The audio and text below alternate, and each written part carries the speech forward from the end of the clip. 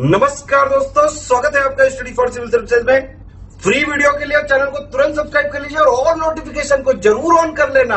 हमारा फ्री वाला टेलीग्राम ये वाला ग्रुप जरूर से जरूर ज्वाइन कर लीजिएगा। दोस्तों, उत्तर प्रदेश लोक सेवा आयोग के द्वारा आयोजित होने वाली जितनी भी मुख्य परीक्षाएं हैं उनमें निबंध एक अहम विषय होता है और उसी को ध्यान में रखते हुए यह श्रृंखला लगातार चल रही थी। इसमें हमने बहुत सारे शीर्षकों पर, विषयों पर निबंधों को देखा था और निबंधों के साथ साथ उनका लेखन किस प्रकार से किया जाए, यानी जो पूरी रणनीति होती है, स्ट्रेटेजी होती है, वो भी आपके साथ डिस्कस की गई थी।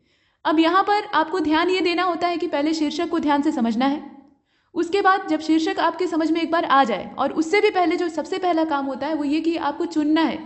जो शीर्षक वहाँ पे ढेर सारे आपके सामने उपलब्ध होते हैं, वो एक विकल्प है और उस विकल्प में से आपको अपने हिसाब से, अपने अनुकूल एक शीर्षक का चयन करना है। वो काम जब आप कर लेते हैं तो उसके बाद अगला जो आपका स्टेप होता है उसमें आपको उसे समझना है, उसका मतलब समझना है, वो शीर्षक आपसे असल में क्या चाह रहा है। ये आपने कर लिया तो आपका आधा काम तो खत्म हो गया। उसके बाद बचता है रणनीति बनाने का काम। तो स्ट्रैटेजी बनाने का तरीका यह है कि आप प्रारूप तैयार करिए। तो देखिए यहाँ जैसे प्रारूप बना है, इसमें बिंदु बने हुए हैं, जैसे न्यायिक सक्रियता का अर्थ। आज का हमारा जो विषय है वो न्यायिक सक्रियता है। तो न्यायिक सक्रियता का अर्थ, इसके बाद यह वरदान क्यों है। कुछ लोगों को लगता है कि यह वरदान है और वास्तव में है। अब इसके साथ साथ इसकी वर्तमान आवश्यकता क्यों पड़ी। कोई भी चीज़ नई होती है या ये बाद में शामिल की जाती है तो उसमें आवश्यकता उसकी रहती है, तभी ऐसा किया जाता है। तो ये चीज़ें आती हैं। इसके बाद जो अगला इसमें विषय है या बिंदु है वो थोड़ा सा विरोधाभास वाला है। यहाँ कहा जा रहा है कि न्यायिक सक्रियता संकट है। अब ये कैसे है ये आपको बताना है। इसके बाद जो अगला इसमें बिंदु है वो न्यायिक सक्रियता बनाम शक्ति का पृथक्करण। ये सिद्धांत जो है ये दोनों आपस में टकरा रहे हैं, इसलिए बनाम शब्द का इस्तेमाल किया गया है। तो इस पर जरा सा आपको प्रकाश डालना है और अंत में आपको समाधान देना है कि ये जो समस्या खड़ी हुई है, मतलब न्यायिक सक्रियता जैसे एक सकारात्मक विषय में हम लोग नेगेटिविटी ढूंढ रहे हैं, तो उस नेगेटिव चीज़ को दूर करने के क्या उपाय हो सकते हैं, ये आपको अपनी तरफ से देना होगा। इतना सब करने के बाद आपका ये जो निबंध है ये संपूर्ण माना जाएगा। ऐसा हम क्यों कर रहे हैं, यहाँ पर हम दोनों चीज़ें देख रहे हैं, संकट भी देख रहे हैं और वरदान भी देख रहे हैं, क्योंकि शीर्षक ही यही है। अगर ये कह देता कि न्यायिक सक्रियता पर लिखिए, मतलब शीर्षक आपका सिर्फ इतना होता, तो आप क्या करते, न्यायिक सक्रियता कैसे, इसका जो फंडा है वो उत्पन्न हुआ है, किसने इसकी चर्चा की और इसके अंदर कौन से प्रावधान होते हैं और हालिया जो निर्णय लिए गए हैं, मतलब जितने भी समसामयिक केस से जुड़े हुए मुद्दे हैं उन्हें आप डालकर निश्चिंत हो जाते। लेकिन यहाँ पर इसके दूसरे हिस्से में, शीर्षक के दूसरे हिस्से में पूछा गया है कि वरदान है या संकट है। तो इसलिए शीर्षक को ध्यान से पढ़ना आवश्यक होता है। पूरा शीर्षक आप देख लीजिए और वो जो विषय है वो समग्र रूप से आपसे क्या कहना चाह रहा है, उसी के आधार पर स्ट्रेटेजी बनाइए। और स्ट्रेटेजी आपकी प्रारूप के रूप में होगी और ये प्रारूप आप फ्रंट पेज पर नहीं बनाएंगे। जो फेयर वर्क आपका होता है, जहाँ पर आप मुख्य रूप से लिख रहे होते हैं, वहाँ नहीं बनाएंगे। ये रफ का काम है, आप इसे रफ में बनाएंगे, रफ वाला जो भी एरिया आपने चुना हुआ है, और उसके बाद इसे काट देंगे या क्रॉस कर देंगे। मतलब कहने का तात्पर्य यह है कि इसे दिखाना नहीं है आपको। अगर आप दिखाते हैं तो ये अच्छा नहीं माना जाएगा। प्रारूप सामने प्रस्तुत कर देना ये बचकानी हरकत है, तो ऐसा मत करिएगा। आप शुरुआत कहाँ से करिएगा, यहाँ से। कुल मिलाकर इतना जो एरिया है, अगर आपने इसे सही ढंग से मैनेज कर लिया, इसमें आपने अच्छी रणनीति बना ली और एक सही बिंदु निर्धारण कर लिया, तो उसके बाद आपका काम एकदम आसान है। आपको सिर्फ इसी बनाए गए ढांचे में अपने विचारों को भरना है और आप इसमें भटकेंगे नहीं। प्रारूप जो लोग नहीं बनाते हैं वो भी निबंध लिखते हैं। ऐसा नहीं है कि जितने कैंडिडेट वहाँ जाएंगे परीक्षा देने के लिए, चाहे कोई भी मेंस हो, यहाँ तक कि यूपीएससी का भी, तो वो लोग ऐसा नहीं कि प्रारूप सभी बनाते हैं। तो उसमें दो बातें होती हैं। देखिए, एक तो या तो उनकी गंभीरता नहीं होती है, वो सोचते हैं कि हम जाकर डायरेक्ट वहाँ पर निबंध के पैराग्राफ लिखने शुरू कर देंगे और बढ़िया नंबर मिलेगा, तो वो झूठे साबित होते हैं क्योंकि नंबर उन्हें नहीं मिल पाता। कारण ये होता है कि शीर्षक के हिसाब से उन्होंने नहीं लिखा तो बहुत कुछ, लेकिन जो शीर्षक की डिमांड थी उसको पूरा नहीं किया।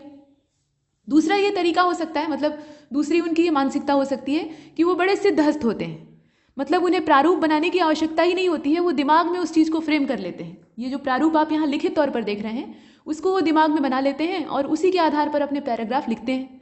तो अगर आप इस प्रकार के विलक्षण व्यक्तित्व के स्वामी हो कि दिमाग में आप प्रारूप को तैयार कर ले रहे हैं और उसी के आधार पर आप लिख ले रहे हैं, तो बहुत अच्छी बात है, ये आपका समय बचेगा।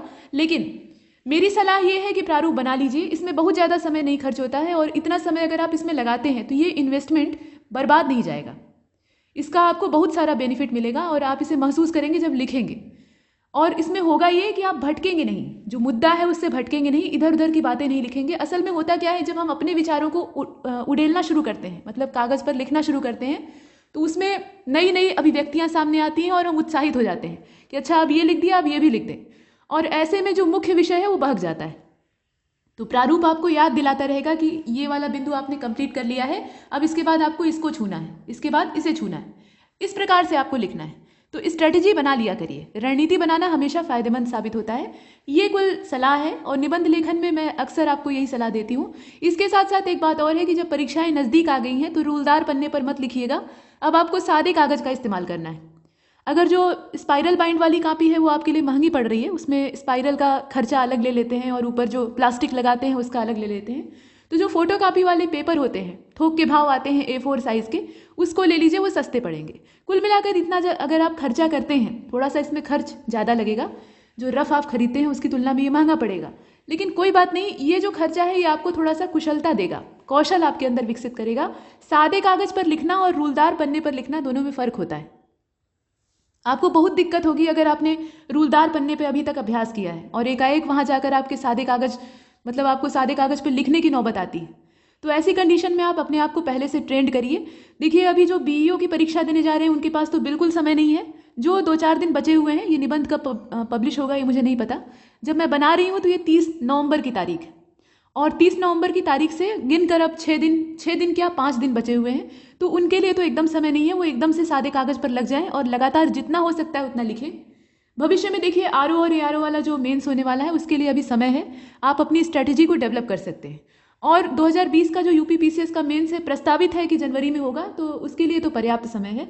देखिए कम नहीं है, जो समय है वो आपके पास कम नहीं है। कुछ लोग ये सोच रहे हैं कि PCS का रिजल्ट देर से आया है तो मेरे पास अब समय ही नहीं बचा है, ऐसा कुछ नहीं है। देखिए आपने पढ़ तो रखा ही है पहले से, मेंस में कुछ नया नहीं होता है, सिलेबस वही रहता है, थोड़ा सा डिटेल हो जाता है, कुछ नई चीज़ें आ जाती हैं, वो मैं मानती हूँ, लेकिन इसका ये मतलब नहीं होता कि आपके पास एकदम जीरो तैयारी है। आपने पहले से बैकग्राउंड बना रखा है और बैकग्राउंड जब बना रहता है तो काम बहुत तेज़ी से होता है। आपको करना सिर्फ इतना है कि आंसर राइटिंग करनी है और उसके साथ जो एक्स्ट्रा टॉपिक हैं उनको कवर करते जाना है, तो पर्याप्त समय है। थोड़ा सा जो रिजल्ट आपका आया है उसमें आपकी सफलता भी आपको यहाँ एनर्जी देगी, ईंधन का काम करेगी। फिलहाल ये जो निबंध है इस पर चर्चा करते हैं। देखिए न्यायिक सक्रियता ये एक सकारात्मक चीज़ है। जनहित याचिका जो PIL होती है उसी से इसका संबंध है और लोगों के हित में ही इसको लाया गया है। मतलब ये न्यायालय की या जो न्याय क्षेत्र है हमारे देश का उसकी एक सकारात्मक पहल है और इसका आम जनता भरपूर मात्रा में लाभ ले सकती है। लेकिन कोई भी योजना हो, कोई भी क्रियाविधि हो, कोई भी कार्यक्रम हो, उसमें दोनों चीज़ें होती हैं। लोग उसका सदुपयोग भी करते हैं और सदुपयोग से ज़्यादा हमारे देश में देखा जा रहा है कि दुरुपयोग होता है। तो यहाँ न्यायिक सक्रियता का भी दुरुपयोग होता है। इसके माध्यम से बहुत सारे जो कार्य होते हैं या कामकाज होते हैं, सरकारी कामकाज हो या कोई भी हो, उनमें अड़ंगा डालने का काम किया जाता है। तो आइए देखते हैं इसमें क्या लिख सकते हैं। देखिए न्यायिक सक्रियता का सबसे पहले तो आपको अर्थ बताना होगा। कोई भी चीज़ जब आप लिखने जा रहे हैं तो उसका मतलब समझा दीजिए कि वो होती क्या है। नाम से स्पष्ट है न्याय की सक्रियता, लेकिन न्याय सक्रिय कैसे होगा? ये जब आम जनता तक पहुंचेगा तभी इसको सक्रिय माना जाएगा। तो इसलिए आप लिख सकते हैं, देखिए न्यायिक सक्रियता का सामान्य अर्थ उस स्थिति से माना जाता है जिसमें न्यायपालिका अपने अधिकार क्षेत्र से बाहर निकलकर, न्यायपालिका का अपना अधिकार क्षेत्र है। हमारे देश में कार्यपालिका और न्यायपालिका इनकी शक्तियों का विभाजन है, हम जानते हैं। मतलब कुछ अधिकार क्षेत्र जो है वो न्यायपालिका के पास है। संविधान के जो नियम कायदे हैं या उसके अधिनियम वगैरह हैं उनको सही ढंग से क्रियान्वित कराना, कानून व्यवस्था को बनाए रखना, ये न्याय क्षेत्र की जिम्मेदारी होती है। और सरकार के द्वारा जो कामकाज किए जाते हैं यानी कार्यपालिका वाला जो क्षेत्र है उसमें योजनाएं बनाई जाती हैं और उनका क्रियान्वयन किया जाता है, ये सब चीज़ें हैं। लेकिन यहाँ पर न्यायिक सक्रियता का मतलब यह है कि जो न्यायपालिका है वो अपने क्षेत्र से बाहर आ रही है और कार्यपालिका अपने यहाँ देख रहे हैं कार्यपालिका के अधिकार क्षेत्र में आकर, मतलब ये दो चीज़ें इसमें सेंटेंस रिपीट कर दिया है। न्यायपालिका जो है वो अपने क्षेत्र से बाहर आ रही है और कार्यपालिका का जो क्षेत्र है या उसका जो अधिकार वाला एरिया है उसमें हस्तक्षेप कर रही है। लेकिन हस्तक्षेप जो है वो नेगेटिव नहीं है, ये सकारात्मकता के लिए किया जा रहा है। मतलब जो न्याय क्षेत्र है या न्यायाधीश हैं उन्हें ऐसा लग रहा है कि यहाँ पर अधिकारों का हनन हो रहा है, तो मानवाधिकारों के हनन की जब नौबत आती है तब इसकी गुंजाइश बनती है और उसी को हम यहाँ परिभाषित करेंगे। इसके बाद देख लीजिए न्यायिक सक्रियता की शुरुआत पश्चिमी अवधारणा से मानी जाती है। अमेरिका में यह अवधारणा न्यायिक समीक्षा के रूप में प्रचलित है। कहने का मतलब ये है कि अमेरिका में ये पहले से है, लेकिन इसको हम लोग न्यायिक समीक्षा कहते हैं। और इस रूप में 1803 में ये मारबरी बनाम मेडिसन इस मामले में देखी गई थी। तो अलग अलग जो वाद होते हैं, जैसे आपने केशवानंद भारती वाला पढ़ा होगा, गोलकनाथ वाला पढ़ा होगा, इस प्रकार से बहुत सारे जो मुकदमे होते हैं, इनसे भी ज्वलंत फैसले लिए जाते हैं जो कि काफ़ी युग परिवर्तनकारी होते हैं, आपने देखा है। तो ये वाला जो मामला है इसमें ये देखा गया। और यहाँ न्यायाधीशों की नियुक्ति के मामले में न्यायपालिका ने कांग्रेस, अब कांग्रेस जो है वहाँ की संसद का वो है, तो कांग्रेस और कार्यपालिका के आदेशों की समीक्षा की और संविधान को देश का सर्वोच्च मूल कानून बताया। संविधान सर्वोपरि है, न्यायालय हमेशा यही कहेगा। और अगर न्यायालय को ऐसा लगता है कि सरकार संविधान के विपरीत जाकर कुछ कर रही है या संविधान को अपने तरीके से यूज़ कर रही है अपने फ़ायदे के लिए, तो वो बीच में हस्तक्षेप करेगा। ये अच्छी बात है, ठीक है, यहाँ अंकुश लगाने का ये काम कर सकते हैं। इसके बाद ये आप लिख सकते हैं कि अब यह मानने लगे हैं, भारत की जो जनता है सामान्यतः यह मानने लगी है कि कुछ विशेष अवसरों पर या शासन के संकट के समय एक आपातकाल तंत्र के रूप में यह काम करता है। मतलब इसे एक आपातकालीन व्यवस्था के तौर पे यहाँ ज़्यादातर लोग लेते हैं जो कि बारीकी से कानून की समझ नहीं रखते हैं। इसके बाद देख लीजिए, विधायी या कार्यकारी संस्थाएं अपना कार्य सही तरीके से नहीं कर पाती हैं तो न्यायिक सक्रियता अपना काम शुरू कर देती है। मतलब न्याय जो है वो सक्रिय हो जाता है। ये बातें हैं। इसके बाद पैराग्राफ आप चेंज कर रहे हैं तो यहाँ पर आप क्या लिख रहे हैं, न्यायिक सक्रियता का अर्थ लिख रहे हैं। और उसके बाद अगला जो आपका बिंदु है वो न्यायिक सक्रियता वरदान क्यों है ये आपको बताना है। तो देखिए, न्यायिक सक्रियता के संबंध में दो बातें स्पष्ट रूप से प्रस्तुत होती हैं। और प्रस्तुत क्या होती है कि पहला तो न्यायालय अपने न्यायिक समीक्षा के अधिकार को हर कीमत पर बचा कर रखना चाहता है, क्योंकि ये उसका अपना अधिकार है और काफ़ी विशेषाधिकार के तौर पर यह देखा जाता है। और दूसरा यह है कि न्यायालय अपने इस अधिकार का निरंतर विस्तार कर रहा है। मतलब न्यायालय जो है वो हर जगह अपनी पहुंच बनाने का प्रयास कर रहा है। असल में देखिए, न्यायालय जो है उसकी गलत मंशा नहीं है। ऐसा नहीं कि वो तानाशाही पर उतर आया है। तानाशाही तो राजनीतिक पार्टियां करती हैं, सरकारें करती हैं, जो सत्ता पा लेती हैं वो तानाशाह बन जाती हैं। तो इसका उदाहरण अभी प्रत्यक्ष रूप से आप देख रहे हैं। कुल मिलाकर वहाँ राजनीतिक प्रपंच में नहीं पड़ना है। मतलब यह है कि न्यायालय जो है जब अपने अधिकार क्षेत्र से बाहर निकलकर विभिन्न हिस्सों में घुसने की कोशिश करता है, अपने आप को फैलाने का प्रयास करता है, तो इसके पीछे एक ही उद्देश्य होता है कि मानवाधिकारों को सुरक्षित रखा जाए। मनुष्य का, यानी आम जनता जो है हमारे देश की, जो कि असल में गणतंत्र है, उसके अधिकार कहीं से टूटे फूटे नहीं या उन्हें छीना न जाए। तो इस प्रकार से न्यायालय जो है अपने अधिकार क्षेत्र को बढ़ाना चाहता है। अब प्रश्न चाहे संसद का हो या विधानसभा का हो, इनकी सभी प्रक्रियाएं न्यायिक सक्रियता के दायरे में आ रही हैं। मतलब अब जो न्यायालय है वो इन क्षेत्रों में भी अपनी पहुंच बना रहा है।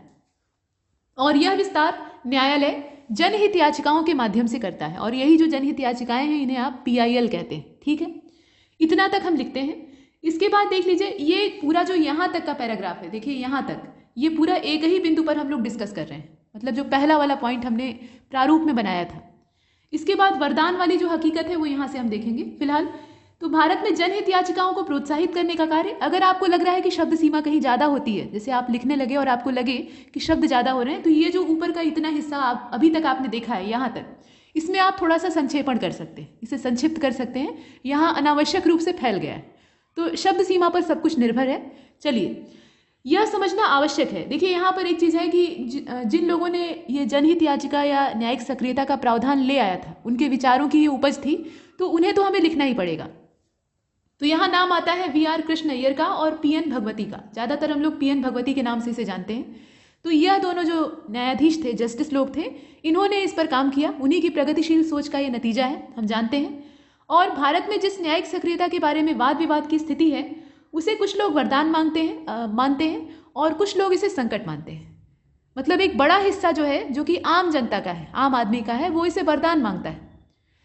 इसे मानने के तौर पे सोचता है कि ये क्या है, ब्लेसिंग है। लेकिन जो राजनीतिक पक्ष है, खासतौर पे जो नेता हैं सफ़ेद पोश, वो सोचते हैं कि ये संकट है और वो ऐसा आरोप लगाते हैं। तो आइए देखते हैं, जरा पड़ताल करते हैं इसकी, वरदान है या संकट है।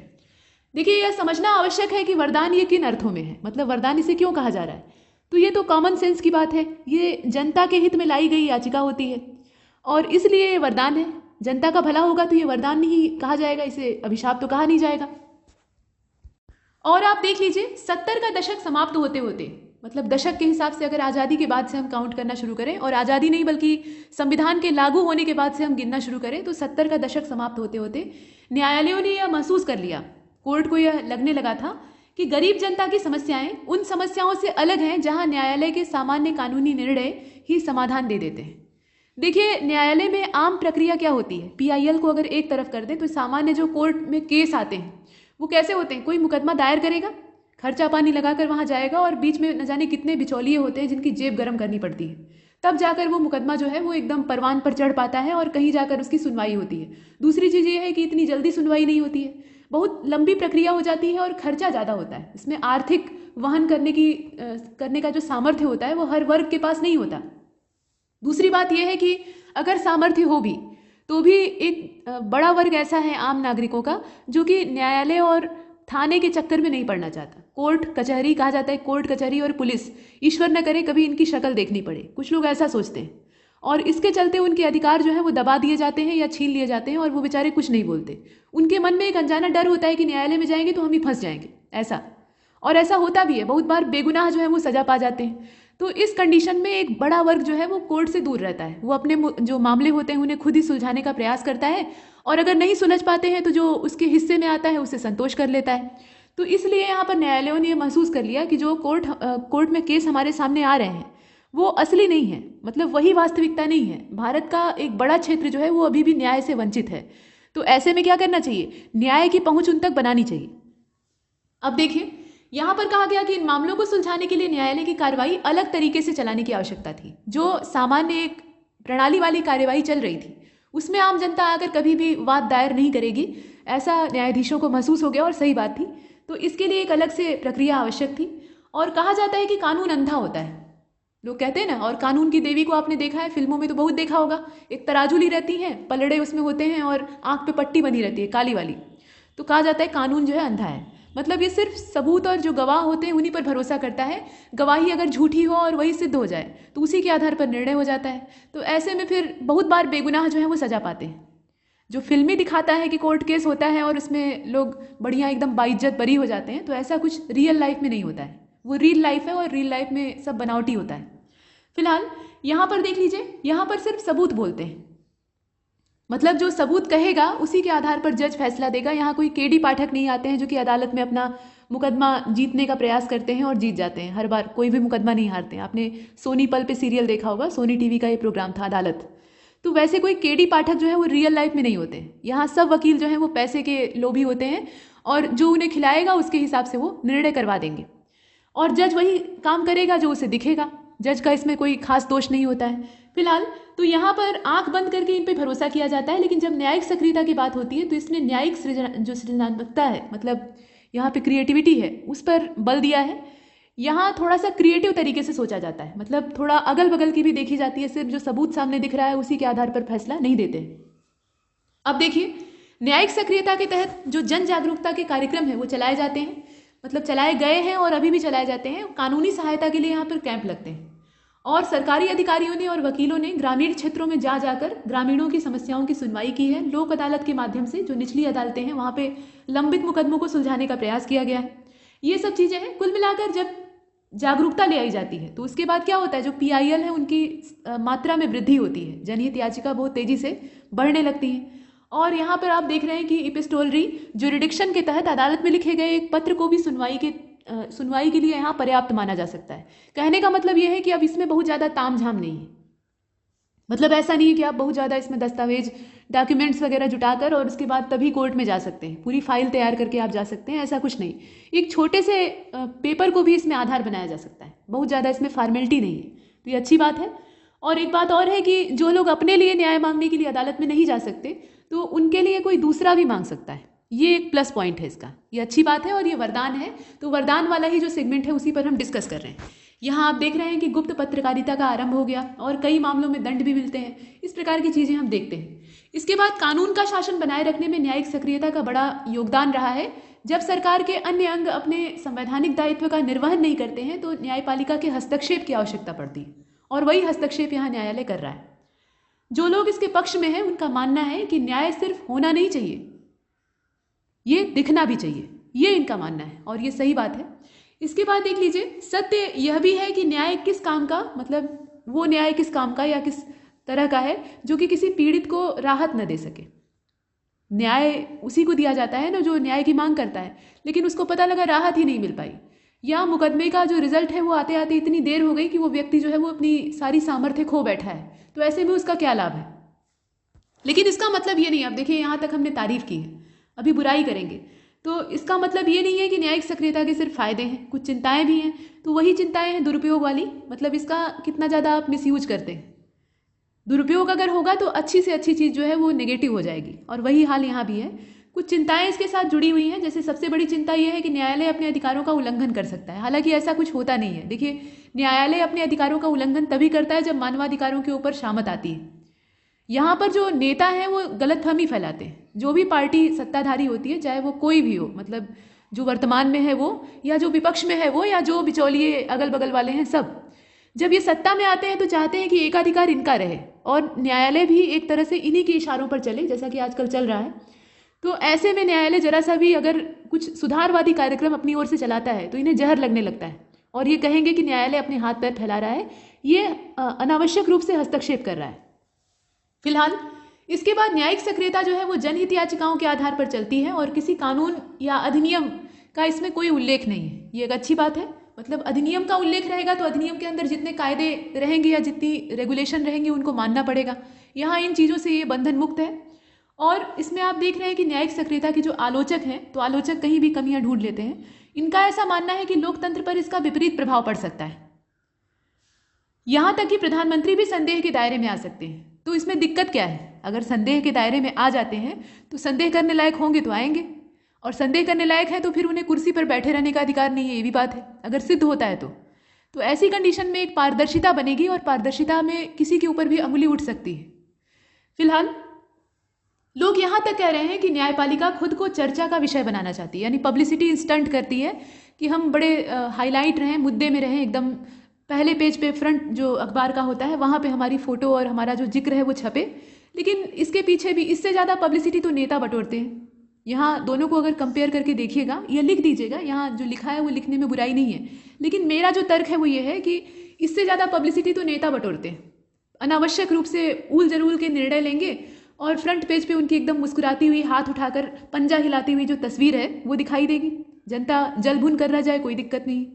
फिलहाल इसके बाद सुलभ न्याय के नाम पे पब्लिसिटी स्टंट है, ये कहा गया है। और आलोचकों की राय है कि न्यायिक सक्रियता के कारण जो शक्ति के पृथक्करण का सिद्धांत है उसका उल्लंघन हुआ है। शक्ति का पृथक्करण मतलब समझ रहे हैं, कार्यपालिका और जो विधायिका यानी न्यायपालिका है उसके बीच में काम का बंटवारा। आपके परिवार में भी काम का बंटवारा होता है।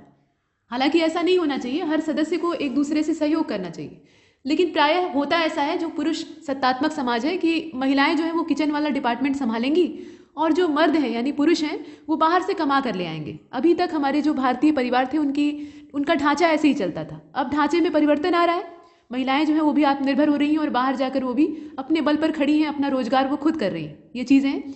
लेकिन फिलहाल काम का बंटवारा होता है। जैसे मान लीजिए त्योहारी सीजन आ गया और आपकी जो माता जी हैं उन्होंने काम डिवाइड कर दिया कि तुम जो है वो घर के जाले झाड़ दोगे और तुम्हारी बहन जो है वो नीचे झाड़ू लगा देगी और फलाने जो है वो बाहर से ले आके कुछ सामान ले आएंगे, इस प्रकार से। तो काम का जो बंटवारा होता है इसका मतलब ये थोड़ी ही है कि जो काम आपको सौंपा गया है बस आप उतना करके सो जाएंगे। अगर आपका वो काम कंप्लीट हो गया है या आपको लग रहा है कि जो आपके साथ वाला है वो अपने हिस्से का काम नहीं कर पा रहा है या उसमें गड़बड़ियाँ पैदा हो रही हैं, तो आपका फर्ज बनता है उस घर का सदस्य होने के नाते कि आप उसे सुधारिए, मतलब उसमें भी आकर अपना हाथ बटाइए। तो यहाँ पर न्यायिक सक्रियता वही काम करती है। कार्यपालिका में ये हस्तक्षेप तभी करती है जब हाथ बटाने की नौबत आती है। ठीक है, इसके बाद आप देख रहे हैं यहाँ पर न्यायिक सक्रियता के विरुद्ध चाहे जितनी बातें कही जाएं, लेकिन निर्विवाद सत्य यही है कि इसने देश के गरीब और वंचित, इसके अलावा जो हाशिए में खड़ी जनता है यानी दूर दराज के लोग हैं जो कि बहुत ज़्यादा जानकारी नहीं रखते हैं, तो उनके करीब ये न्याय को पहुंचाती है और इसके द्वारा राज्य और शासन की त्रुटियों को सुधारा जा सकता है। न्यायिक शिथिलता के कारण इन्हें जो कानूनी संरक्षण है वो नहीं मिल पा रहा है और अब ये लाभान्वित हो रहे हैं। इसके बाद लोकतंत्र के ढांचे में अगर देखा जाए तो जनता की आस्था को ये दृढ़ करने का काम करती है। जनता को न्याय मिलेगा तो उसकी जो आस्था है वो दृढ़ होगी, इसमें कोई संदेह नहीं है। इसके साथ साथ स्वस्थ लोकतंत्र के लिए रचनात्मक जो मतभेद है वो कड़वी औषधि की भांति कार्य करता है, इसे आप लिख सकते हैं। और न्यायिक सक्रियता इसकी वजह बनती है। इसके बाद आप ये लिख सकते हैं कि मतभेद सिर्फ सीमित रहना चाहिए, बहुत ज़्यादा इसमें जो डिस्प्यूट है वो अगर बढ़ेगा तो फिर अलगाव वाली स्थितियां पैदा होंगी। न्यायपालिका की सबसे बड़ी शक्ति कानून की स्थापना है और इसलिए आवश्यक है कि सरकार के दोनों अंग यहाँ सामंजस्य के साथ दायित्वों का निर्वहन करें और सुशासन और सुराज की स्थापना, जो कि गांधीवादी सुराज है और कौटिल्य का सुशासन है, उनकी स्थापना हो। और उसके लिए आवश्यक है कि PIL दायर की जाए और न्यायिक सक्रियता है वो सक्रिय रहे, लेकिन सक्रियता का भी जो सार्थक पक्ष है वही सक्रिय रहे, इसी में सबकी भलाई है। तो इस प्रकार से आप इस निबंध में बहुत कुछ लिख सकते हैं, अपनी ओर से जोड़ सकते हैं। प्रारूप यही रहेगा। प्रारूप अगर आप यही बनाकर इसमें लिखते हैं तो आप भटकेंगे नहीं। ठीक है, तब तक के लिए नमस्कार।